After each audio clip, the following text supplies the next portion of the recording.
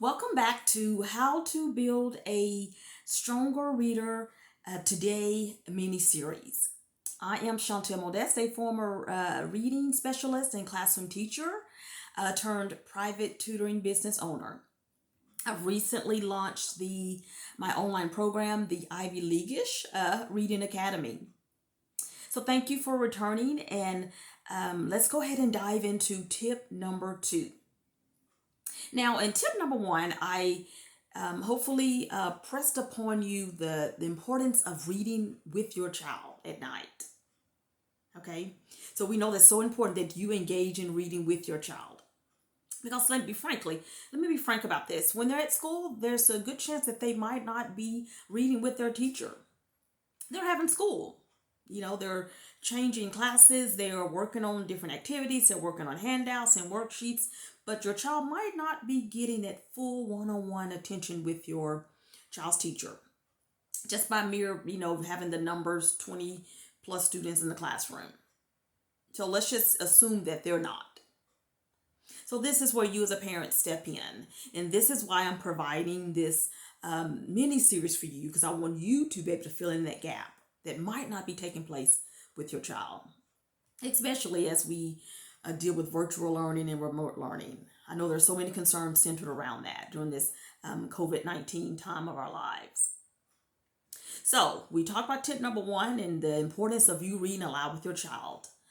Now, tip number 2 is how to truly engage your reader through the reading process.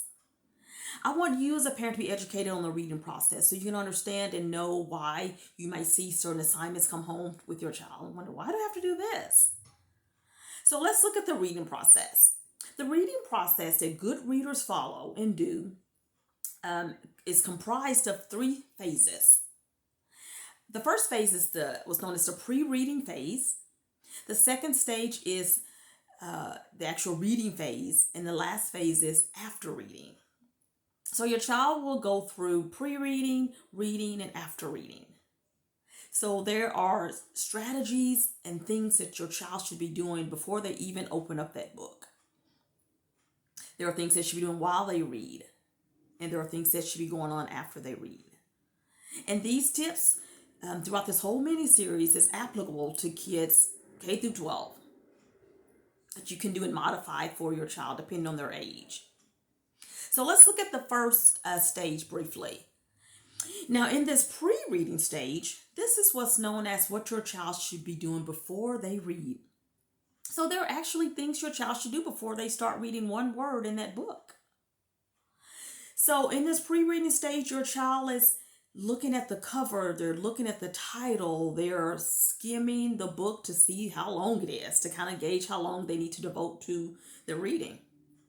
This could be a book for an elementary or middle or junior high kid, and the book might be 200 pages, maybe a chapter book that's been assigned.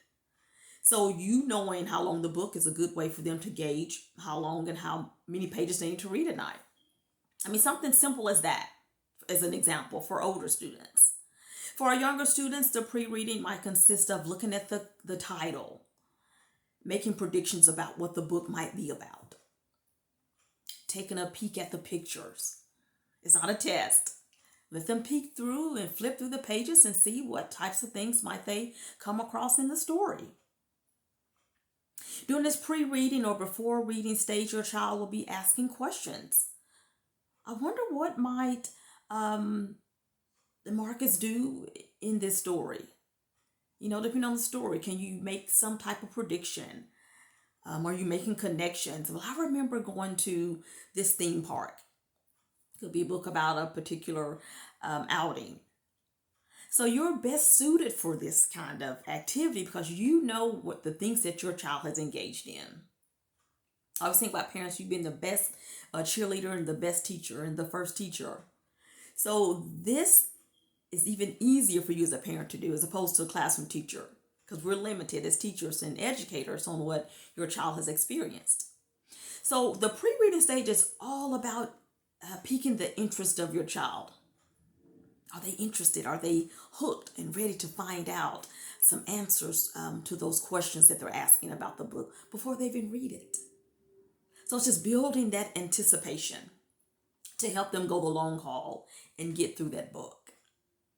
And there's many more little smaller things that's involved in this stage, this pre-reading stage, but that's just an overview of what the before reading stage looks like. Now, the second stage of reading is the reading. This is when you're actually reading the text. But just like I always kind of joke with some of my math counterparts, and I always kind of just share with teachers and share with parents, just like in math, how you work out problems and do things and have notes, reading is the same. Your child should be taking notes. It's called annotation. Are they reading a certain paragraph, depending on the book? Can they stop and paraphrase and summarize that paragraph? Can they find the main idea, the highlighted areas, the who, what, when, where, and why of that story or of that particular paragraph? So in this reading stage, or the during reading stage, you're thinking, you're making connections, you're asking more questions, you're changing your prediction. You may have made predictions in that pre-reading stage that you figure out and realize, this is not what I thought was going to happen in this story. So you're adjusting and you're monitoring your comprehension as you read. So you're just not simply reading the words laboriously, just reading letters on the pages. You're thinking and connecting and talking to the author. You're asking questions. Why did the author make the character do this? So that during reading stage is so important. You're active, you're alert, you're highlighting. You're using sticky notes. I love sticky notes. I always talk about sticky notes. You're using sticky notes and you're writing notes about some of the key thoughts and feelings of the characters. You may write in your sticky note, wow, or aha. Those aha moments, you're writing that down. These little small strategies and tricks will help your child remember what they read. I promise it does. It works every time. As opposed to them just sitting and reading the words and closing the book and that's it. Okay? So we've had the pre-reading where you pique the child's interest and you build that background knowledge, those personal experiences, and you bring that into the story to help you stay connected and help you stick with that book. Then you have the during reading, what you're doing while you're reading. You're actively reading, making connections, taking notes, annotating, paraphrasing, summarizing as you read. Now, the last stage of the reading process is after reading.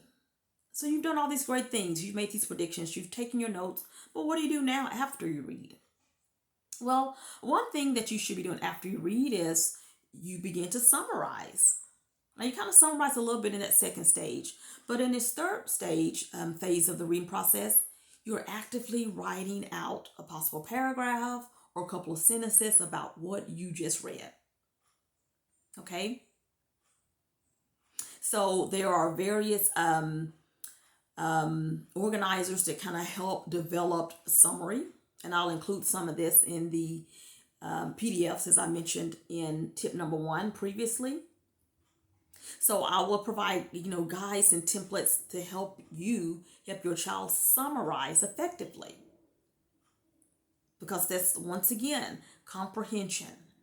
These are things that are building. If you ever had a teacher or been exposed to conversations during parent-teacher conference or now via video with your child's teacher and they mention comprehension, all of these tips and strategies that I'm teaching and sharing with you in this class will help with comprehension.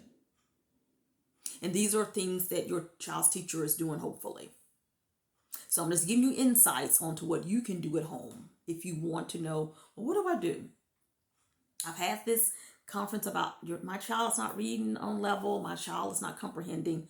Well, all of these things in this class will help build and help you grow your child's understanding of what they read. Okay? So tip number 2, just to recap, is understanding the reading process, doing and actively working on strategies for the pre-reading stage of reading, making predictions, building background knowledge, asking questions during reading, making connections. How does this story relate to me as a person and to my lived experiences in the world? You're summarizing, you're annotating, using sticky notes, highlighting the text if you're able to do that, if it's your own book. And then the last stage is, what do you do after you read? How to summarize. How can you explain the 5 W's and 1 H, the who, the what, the when, where, and the how of what was read? So I hope you can take some tips and some understandings of this tip here, the reading process, to help advance your reader, and hopefully we'll get them over the hurdle to being that confident reader and to build that stronger reader that you want and you need for your child. So thank you for listening to tip number 2, and I will see you for tip number 3 real soon. Have a great day.